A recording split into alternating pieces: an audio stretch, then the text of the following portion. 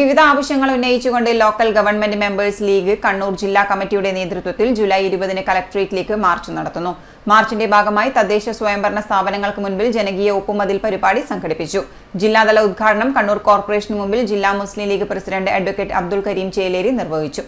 നടപ്പിലാക്കിയ പദ്ധതികൾക്ക് പോലും ഫണ്ടുകൾ അനുവദിക്കാതെ തദ്ദേശ സ്വയംഭരണ സ്ഥാപനങ്ങളെ തകർക്കുന്ന സംസ്ഥാന സർക്കാരിന്റെ കെടുകാര്യസ്ഥതയ്ക്കെതിരെയും പെൻഷൻ, ലൈഫ് പദ്ധതി, ഭിന്നശേഷി സ്കോളർഷിപ്പ് തുടങ്ങിയ സാധാരണക്കാരുടെ പദ്ധതികൾ അട്ടിമറിക്കുന്നതിനെതിരെയുമാണ് Local Government Members League Kannur ജില്ലാ കമ്മിറ്റിയുടെ നേതൃത്വത്തിൽ ജൂലൈ 20-ന് കലക്ടറേറ്റിലേക്ക് മാർച്ച് നടത്തുന്നത്.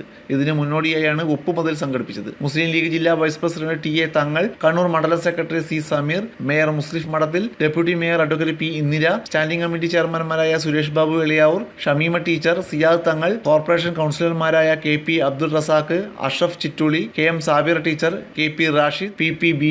പി. ഉമൈബ, പനയനുഷ, മണ്ഡലം മേഖലാ മുസ്ലിം ലീഗ് നേതാക്കളായ സി. എറമുള്ളാൻ, നസീർ ചാലാട്, മെഹമ്മൂദ് കടാങ്കോട് തുടങ്ങിയവർ പങ്കെടുത്തു. രാമന്തളി പഞ്ചായത്തിൽ മുസ്ലിം ലീഗ് ജില്ലാ general secretary K. T. Sahadulla ഒപ്പുമതിൽ ഉദ്ഘാടനം ചെയ്തു.